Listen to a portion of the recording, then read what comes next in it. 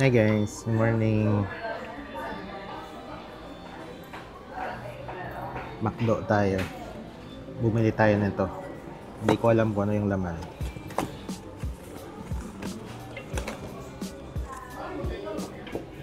BTS daw ngayon eh.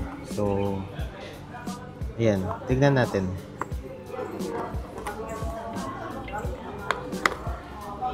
Hindi naman ako fan ng BTS.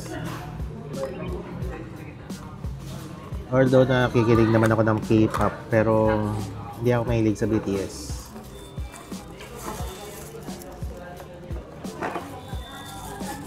So, yung nakuha natin, ito, si Jimin. Ayan. Lagay natin sa lamesa sa bahay. So, for today, may pupuntahan kami with a group of friends. Ano na naman, dito na naman sa Bacolod. Bacolod, tapos pupunta ng Silay. Samahan nyo na lang kami. For now, kain muna tayo.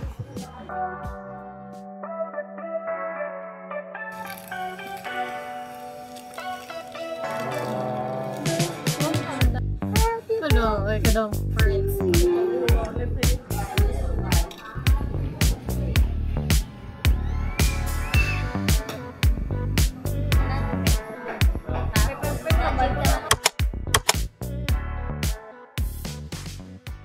Na yung order ko, dahil kumuha ko nung Happy Meal, kumuha ko ng pancake. Pero gusto ko lang talaga kumain ng rice. Ang favorite ko talaga dito sa McDo, itong itlog nila. Especially yung scrambled. Tingnan nyo. Yan. Hindi kasi usual sa mga fast food na standard na egg nila is scrambled egg. Although syempre pwede mo namang i-request yun.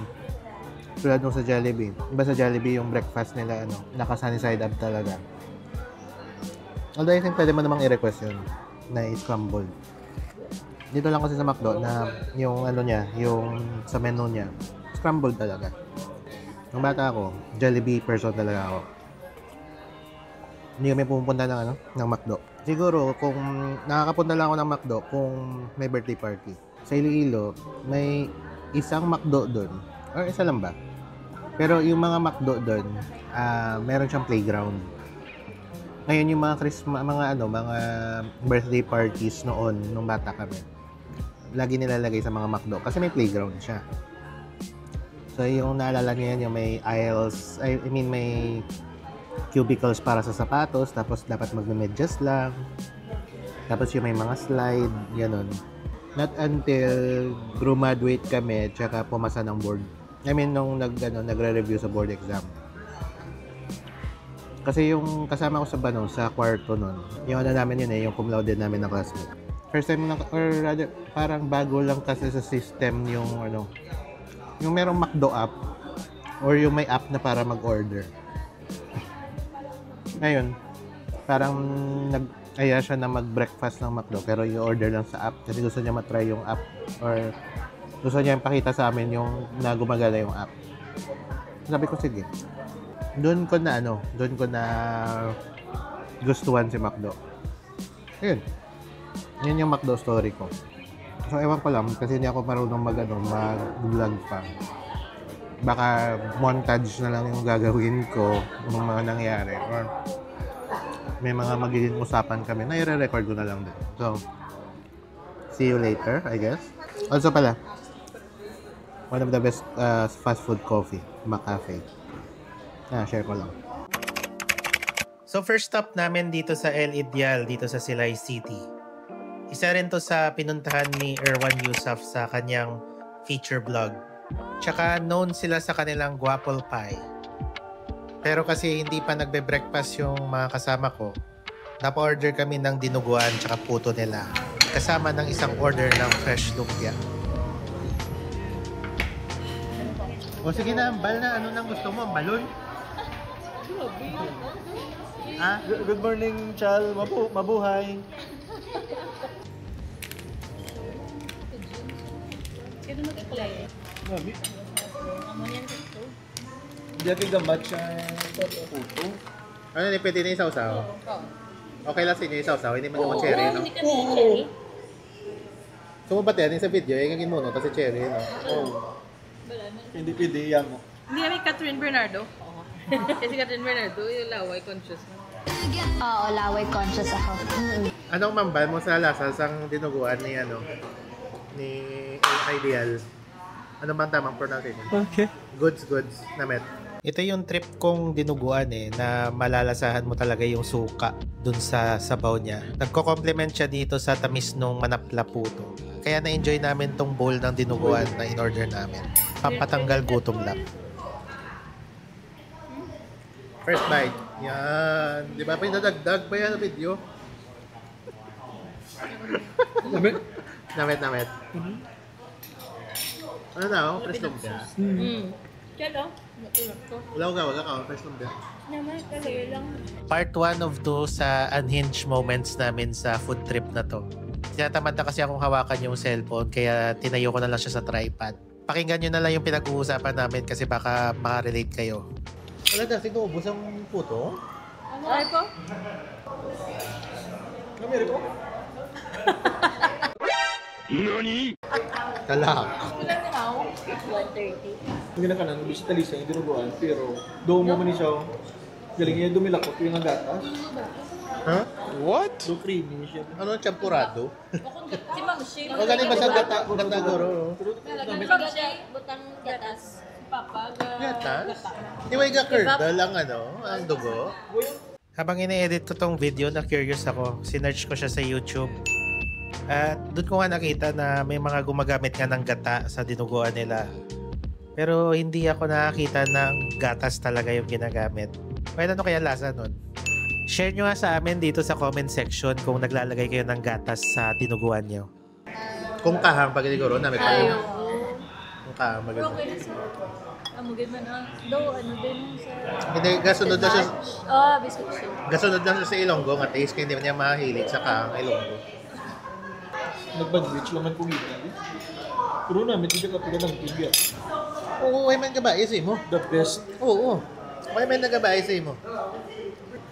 Do ka blasphemous lang yung nagobra ka restaurant dito sa Negros tapos ang kape mo hindi native coffee. Gani. Yun na, naman tao. Native. Kada restaurant, hindi na-serve native. Ay, 3 in 1. Si ano, Next stop, Emma Lacson's Delicacies and their famous empanadas. Kasama din to sa mga napuntahan ni Erwan during his visit in Silay City. Tama nga yung sinabi niya dito na parang magbe-break-in ka sa isang bahay na hindi mo alam na nagbebenta pala ng pagkain. Pero they're known for that type of marketing. Nakakadagdag ng nostalgia tsaka homey feel yung pagbebenta nila na parang home food lang siya na luto ni lola o kaya naman ni nanay mo para sa pagkain nyo sa umaga. Bela tao, bebok. Eh, gusto nga ibuksan. Ganyan mo na ako. Ay, kagman. Ay, malakson. Ganyan. Buksan mo gid daw ko no. Alam mo ko rin. Okay lang. Ilat ka bot. Wow. oh, ikaw na ta? Okay, isa. Pili ko busog na umis. Ikaw, Chan. Ako karon lang ko. Kaya medyo good man magkapote, di ba? Ako sana rin. Black makeover. Ano mo ang first impression? Okay lang. Wait lang na ano pa. Ina-savor mo pa. Tama? Ang mani? Amo to sa may lamesa Ano, na. standard. Pero, kita mo man ang pork. Yeah. With Okay. egg. Tapos ano na gano'n? Garbanzos? Garbanzos. Garbanzos, oh. Chickpeas? Hindi man. Ang kaya mata na Erwan mat. naman, Marwan. Wala pa katilaw si Erwan? Karon pa kay... Erwan usap. Ang kaya ikaw kay sige ikaw ka maka. Tinapay pa lang kagat. Wala pa ako Tinapay tumutol. lang. Crust pa lang. I'll take kamusta ang crust mo na lang na. Namat. Namet. Ano yung batian? Namat. Namet. Quality. Pagka nakapunta kayo ng Silay City, maganda dito at maglakad-lakad kayo kasi maraming mga ancestral house dito. At isa sa pinakasikat na ancestral house dito is yung Balay Negrense. Sayang lang kasi pagpunta namin, parang under renovation siya. Isang takeaway lang namin sa bahay na to is yung picture ng mag-asawa sa harap ng bahay. I suggest na maglakad lang kayo at i-enjoy ang old architecture na maipapakita ng Silay City. Next up, Punong Garis, isa sa mga hidden gems ng Silay City. Hidden kasi kailangan mo ng sasakyan para makapasok dito. Kasi malayo siya sa main road ng Silay. Dito namin napili na mag-lunch kasi as tito at tita, need namin magpahinga. At yung place kasi nag-encourage ng rest and relaxation dahil sa running waters nito at yung feeling na nasa ilalim ka ng puno at ini-enjoy mo yung lamig ng hangin. Napilitan lang kami umalis kasi parang nagbabadya na yung ulan. Cafe 1925. Isa din sa mga napuntahan ni Erwan sa kanyang Silay vlog. Nasabi nga ni Erwan dito na yung Silay City talaga is pride of home-cooked meals na ma-enjoy mo at patok sa mga locals. Dahil medyo marami na rin yung nakain namin for the day, ako dito nag-order na lang ako ng kape. Tsaka yung mga kasama ko nag-order na lang ng pasta for sharing. Astig lang dito yung pasta na nabili nila kasi yung pampalasa niya is tuyo. Nagko-complement siya sa pesto na flavor o kaya naman alyo olio.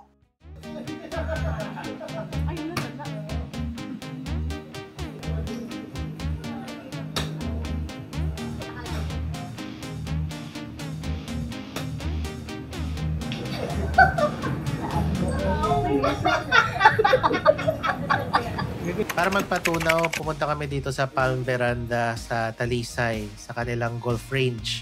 Na-curious lang kami kasi halos lahat kami hindi pa nakapag-try mag-golf. Okay naman siya for those na gusto lang mag-try. Kasi sa halagang 450 pesos, may 1 hour ka na unlimited golf balls, tsaka may kasama na siyang isang golf club. Pero kung may sarili ka ng golf club, yung 350 pesos na lang per hour na golf balls yung babayaran mo. Last stop namin dito sa Sugary sa may Bacolod, sa may Villamonte. Ito talaga yung main reason kung bakit kami nag-food trip ngayon kasi birthday ng isang tropa. Happy birthday! Hello, ay ka daw. First.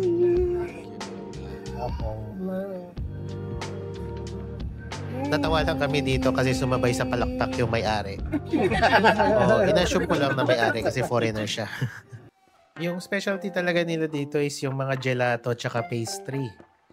Weirdohan lang ako kasi may mga pizza din naman sila. Weird lang kasi parang hindi siya complementary. So ito yung part 2 of 2 ng unhinged moments namin kasi tinamad na ako mag-vlog. So tinayo ko na lang sa tripod yung camera. Dito yung in-order namin, 2 gelato na pistachio tsaka chocolate at isang chocolate cake at tsaka cheesecake. Pakinggan nyo na lang yung unhinged moment na to habang nire-review namin yung pagkain. Especially itong pistachio gelato. Masarap. Ano na siya flavors? Pistachio, rock roll. Namin ang pistachio. Doon hindi siya pistachio, pero doon pistachio. Masarap namin. Masa murang din yung pistachio eh. I mean, duga ka mask siya, be. Kasakit. Duga chocolate siya. Lingaw sa pistachio. Ano lingaw? Namit. Do ano siya? Do white chocolate nga pistachio. Do may pagka white chocolate siya. The cheesecake. Okay, tiruan ko na yan. Naman ang pagka cheesecake. The chocolate cake.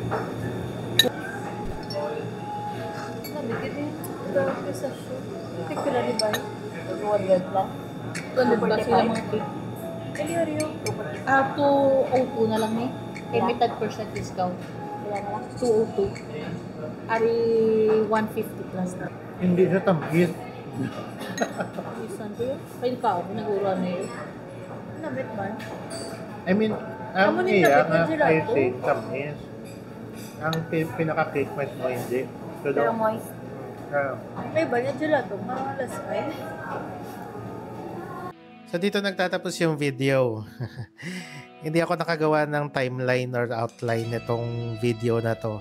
Kasi nag-aaral pa lang ako sa pagbablog. Tama nga pala, dapat gawan siya ng timeline para hindi ako mawala sa aking edits. Ngayon kung napapansin nyo, most of our trips nasa Silay, concentrated. Kasi dun talaga yung punta namin. And to summarize Silay, it's the best place to go for home-cooked meals.